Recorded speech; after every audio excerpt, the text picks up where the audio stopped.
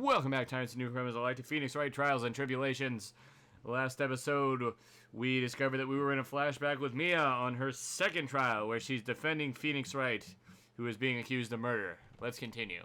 I think that's enough for now. So the defendant and the victim met at approximately the time of his death. And then the defendant returned to the scene for some unknown reason. I'm not entirely convinced by an explanation about the medicine bottle either. Let me be frank here, Mr. Wright. Your testimony cannot be trusted. What? What do you mean?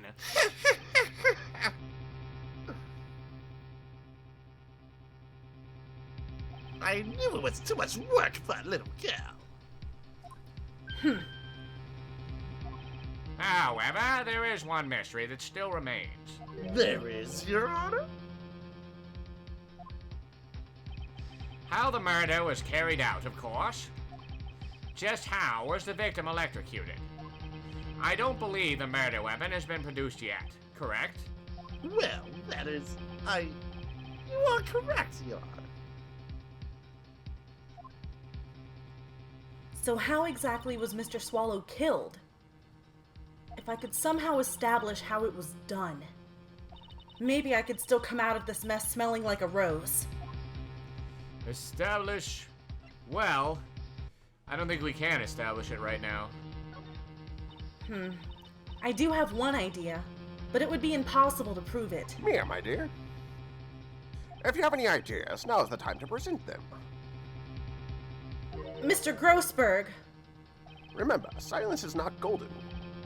In court, anyways. Silence is not golden, huh? Well, in that case... Your Honor! Yes, Miss Fay? I believe that if we were to piece together everything we've heard up until now, we should be able to solve the mystery of how Mr. Swallow died. That would be most impressive. Quite the brass statement coming from a rookie. But even a beginner like you must understand the basic rules of court, yes? An attorney must be able to substantiate their arguments with evidence. Of course I know that. Actually, I had totally forgotten about that. Now then, Miss Fay, let me see what you've got. Show me how you believe the victim was electrocuted. Let's take a look at crime photo 2. Nope, it's crime photo 1, isn't it? Yep. As for the cause of death, I'd say this picture captures it quite well. What? But there's nothing that even remotely resembles a murder weapon here. I'm afraid the defense is going to have to explain this in a bit more detail. Miss Fay, where exactly in this photo is the murder weapon? Obviously right here. Well, naturally, it's right here. That's... What is that? A severed electrical cable, I believe, Your Honor. Remember the testimony we've heard. The machines the pharmacology students use in their experiments require high voltage. And because of that, there are special high voltage cables strung up everywhere. So then, a high voltage cable? Yes, the high voltage cable is the cause of death. That is the most likely explanation. That certainly sounds plausible. Well, Mr. Payne, what do you have to say about this? Well, I believe some praise is in order. Don't toy with me, old man. Now. The victim's cause of death may have indeed been caused by a high voltage cable. However, I want you to think about what that really implies. The only one who had the opportunity to use the cable as a murder weapon was... the defendant!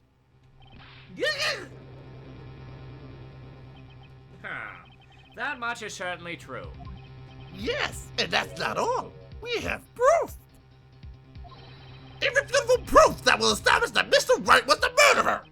You do? Well, what is it? His fingerprints. Fingerprints? You mean that in the defendant's fingerprints were on something besides the medicine bottle? let's take another look at the crime scene photo. As you can see, the victim is wearing a leather jacket. And as you may know, leather holds fingerprints quite well. You mean... Yes, it was quite clearly imprinted on the chest area of the victim's jacket. The paw print of the defendant's very own hand. What? I can only think of one way Mr. Wright could have left a print like that. Intent of murder! He squarely pushed the victim towards the severed electrical cable. Order, that's enough. I think we can conclude that there is no reason to continue with this cross-examination. Stick a fork in us. We're done. Mr. Grossberg. Stick a fork in you, you negative old man. My hemorrhoids never lie, Mia. The show is over. That's right, Piggy Grossberg. Squeal! I knew that boy was guilty from the first time I saw him.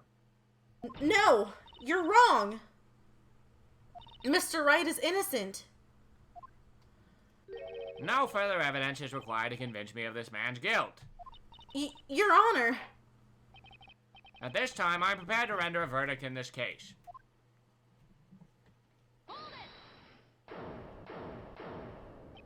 Do you have something further to add, Miss Faye? Is this what you want, Mr. Wright? You still haven't told us the truth. The whole truth. If you don't say something now, the judge is going to hand down his verdict. But I can't. I just can't say it. If I told you what really happened, then I'd be... It's okay, Mr. Wright. I'm your attorney. You can trust me. Miss Faye. No matter what it is you have to say, I believe in you, and I'll represent you to the very end. Objection! We've already established the defendant's guilt. There's no further need for him to say anything. Wait a minute! Mr. Wright. I'll tell you what really happened. Objection! But I've already told you, Mr. Wright. There's no need for further. I did it. I admit it. I pushed him. It's my fault. My fault that Doug Swallow is dead.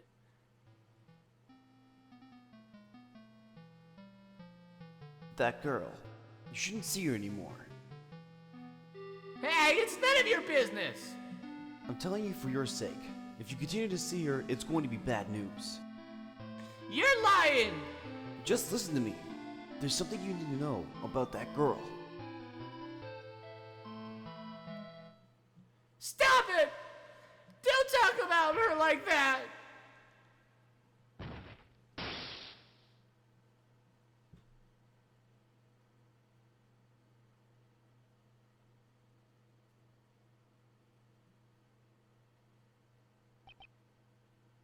What you just said, was that the truth?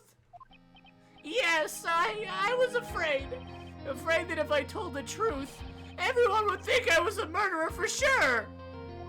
Well, as things currently stand, we're all absolutely convinced you are. Please! Please give me one more chance to explain. This time I swear I'll tell the whole truth. I'll be okay, won't it, Miss Faye? I believe in you. Oh, thank you? I still can't believe it. He really did push the victim.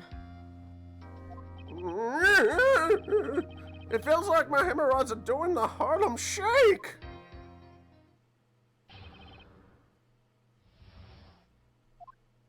That guy, he was talking bad about Dolly. I lost my temper and gave him a shove. At that moment, I heard some kind of loud noise. A little while after I left, I started to get worried. So I went back, but he was just laying there, dead. Well, the explanation is really quite simple. When you pushed it, Mr. Swallow fell back and touched the electrical cable. He died from the shock, and that, as they say, is that. A simple explanation indeed. At the time of the incident, a light rain had been falling. Wet from the rain, the victim was more easily electrocuted. But when I pushed him, there weren't any electrical cables nearby. If there had been something like that, even I would have noticed it. That's true. Even a doofus like him couldn't miss that. Miss Faye. Let me warn you right now that if your cross-examination doesn't yield any new facts, I intend to deliver my verdict without further delay. Are we clear on that? Yes, Your Honor. Yes, the beard lays down the rules.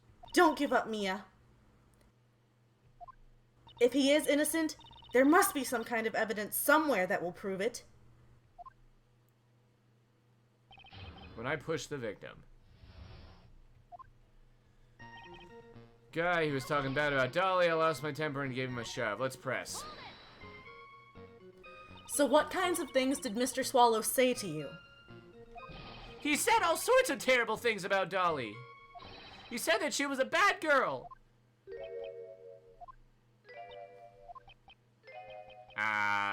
Is that all? Yep. Well, Miss Faye, you heard him yourself. Oh boy, you're not doing yourself any favors here, Mr. Wright.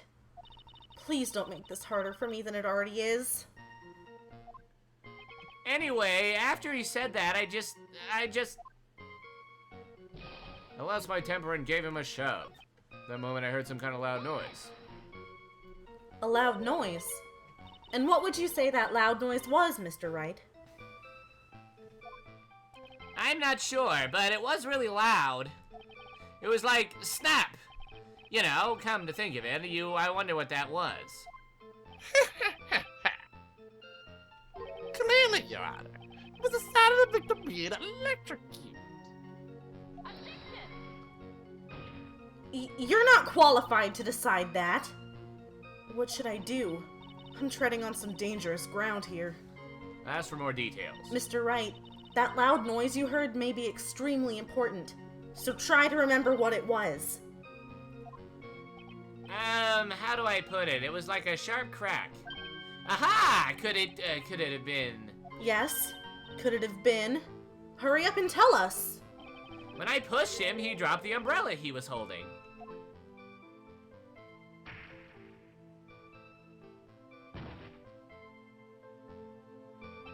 He fell right on top of it and it broke. That was probably the noise I heard. An umbrella, huh? And did that umbrella belong to the victim? Yeah, it was a plastic umbrella, cheap and frail, kind of like the owner. Then again, I wish I had any kind of umbrella. I was totally soaked to the bone. Miss Faye, what do you think? Is there something important in that testimony just now? Well... Yes. This is it, Mia. The new information you've been waiting for. Of course it's important. No, this cheap umbrella is more than important. It's vital. I want to officially have it entered into the testimony. Ha! How perfectly fitting! Flimsy information for a flimsy lawyer! The court agrees to the defense's request. Witness, please add the bit about the cheap umbrella to your testimony. He fell down on top of his cheap umbrella. Okay, let's see. Is there an umbrella anywhere? Maybe in crime photo 1? Yes! Why didn't you testify about the umbrella from the very beginning? Come on, if I had mentioned that... I would have been able to counter the prosecution's arguments earlier. What do you mean by that? Take another look at the crime scene photo. According to Mr. Wright, the victim fell on top of his umbrella. However, if you look closely, the umbrella is nowhere near the victim. Actually, it's by the electrical pole. You're absolutely right. The conclusion here is obvious. After the defendant left, the victim moved from where he fell. In other words, after he was pushed by the defendant, Mr. Swallow was still alive. No! Order! The victim, he moved? Mr. Payne, the umbrella in this photo, where is it now? Well, it was collected by the police at the crime scene. My hair's not ready for this. I want it presented as evidence immediately. Umbrella added to the court record. But the umbrella could have simply been blown there by the wind. Objection! According to the testimony, the victim fell on top of the umbrella. There's simply no way it could have been blown there by the wind.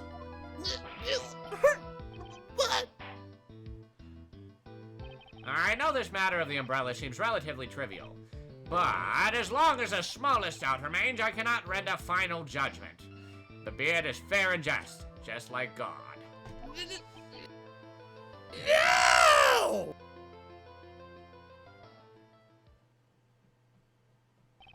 However, I still find it hard to believe that a huge hole has been blown into the prosecution's case by the defendant's testimony.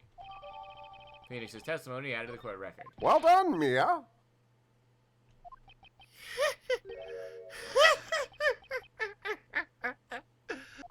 Mr. Payne, what are you chuckling about? Pardon me, Your Honor. It seems I was expecting too much of a free ride. It was foolish to think I could establish guilt through cross-examination alone. I'm afraid I don't follow what you're saying. Let me guess. You have another witness? Exactly! And his witness testimony will be incontrovertible.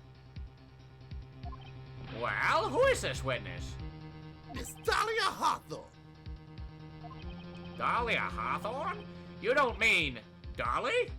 I do, Your Honor. The defendant's very own lover is a witness to the whole thing. That's right. She was at the scene of the crime when the murder took place. What? I'm sorry to break the bad news to you, my dear.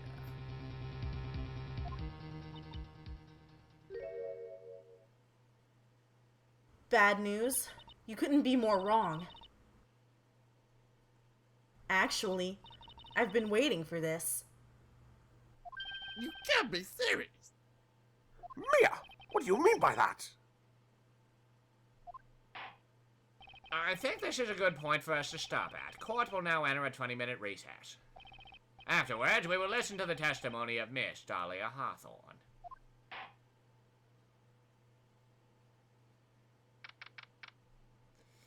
So April 11th, 11:52, District Court Defendant Lobby number 3. Miss Faye, I'm sorry about what happened back there. It's all right. At least you told us the truth in the end, Mr. Wright. Yeah, so I guess I can start to relax then, huh? Relax, my boy. You can't be serious after hiding such important facts. But in the next witness is my Dolly, right? She'll save me. I just know she will. Why do you think that? Huh? What do you mean? She's the love of my life, that's why. The love of your life, huh? Would you mind telling me more about you and Miss Dahlia Hawthorne? Sure, no problem. Dolly and I, we first met about 8 months ago, right here in this very courthouse. Actually, I'm studying to be a lawyer on the side. Anyway, one day, she and I just bumped into each other in the reading room downstairs. That's why I really think it was fate that brought us together. As soon as I first set eyes on her, I knew she was the one for me. Oh, here, take a look at this. She gave this to me the day we met as a symbol of our love. She had been wearing it around her neck that day, but then she took it off. But before she gave it to me, she said, "I want you to carry this." So she gave it to you as a present, I see. This darling little bottle is filled with memories of my darling little Dolly. It certainly is a little bottle, all right. Makes me so happy I show it to everyone I meet. I want to share my happiness with the whole world. Dahlia's present, borrowed from Phoenix Wright. Anyway. So after that, you and Miss Hawthorne started dating? Yeah, but she's so shy. Every time I see her, she always says the same thing to me. Please give it back now. What a strange girl, asking for a present back like that. By the way, Mr. Wright. The day you first met Dahlia Hawthorne, 8 months ago. It wouldn't happen to have been on August 27th, would it? Huh? Yeah, it was, but how did you... This happened on August 27th, right here in this courthouse. What's this? A newspaper clipping? Let's see. Murder in the courthouse. Murder? What are you reading there? Let me see that. Oh, I see.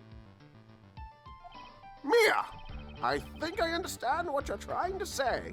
And I think I understand why you suddenly took such a keen interest in this case. You believe there is some relationship between these two cases. Am I correct?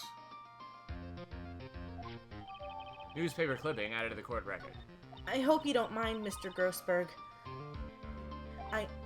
I need to finish this myself. Ah, yes, but I'm afraid what you have will not be enough, my dear. Please don't hit me. I'll go and have a look at the downstairs reading room and see what else I can find. Thank you.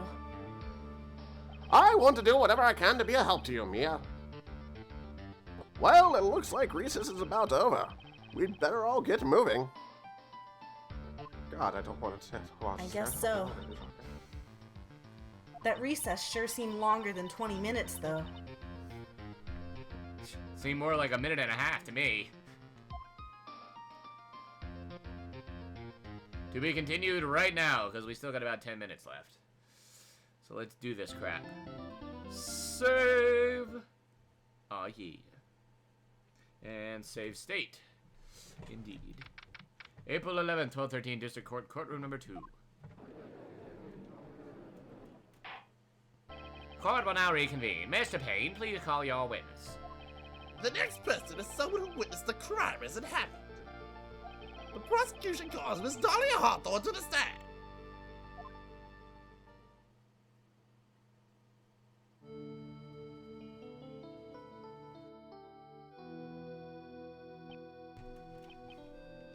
What's with the stiff silence? After playing this game, I have learned to be deathly afraid of this girl.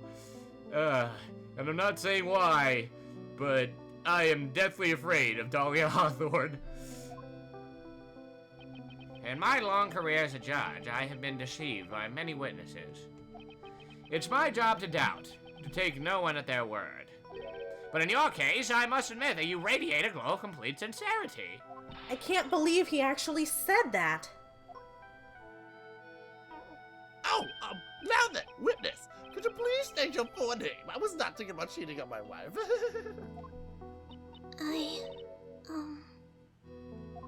Don't worry, sweetie, there's no need to be nervous. The beard isn't trying to get in your pants or anything. If anyone says anything rude, you can be sure I'll cut them right down to size with my hair. And I will bash them with my gavel and my beard. I love how they look straight at me when they say that. Thank you for calming my nerves. We're all so nice.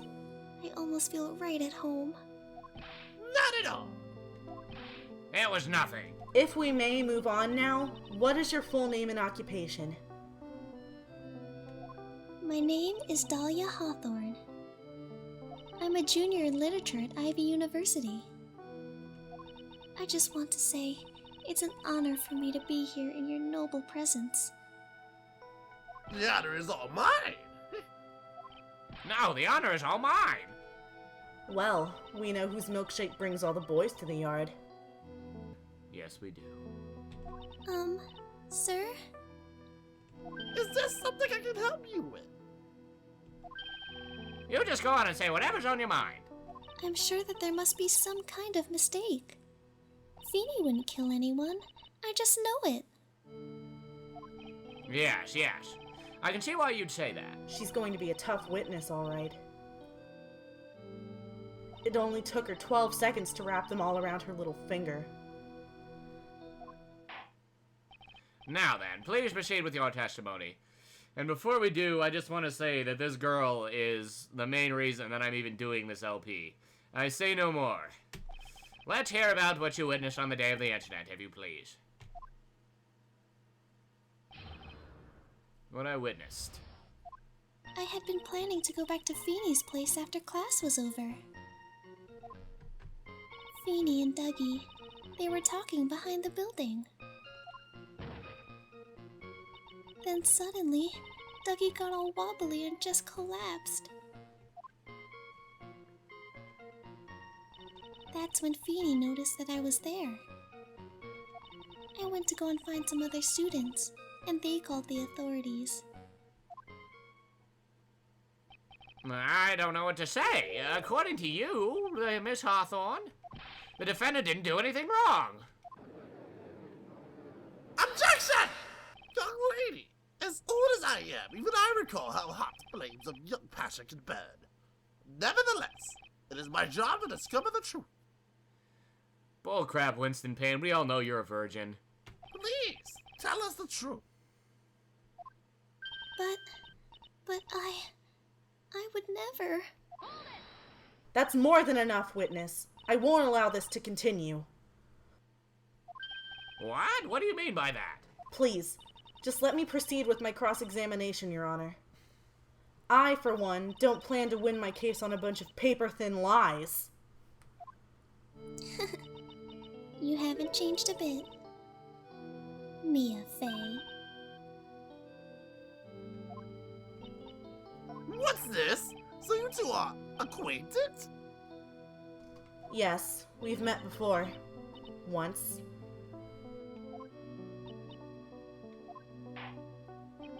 In any case, Miss Fey, the floor's all yours. It's good to see you again, Madam Fey. And on that note, we're gonna end the episode here. And on the next episode of Phoenix Wright 3, we get to hear Miss Hawthorne's testimony.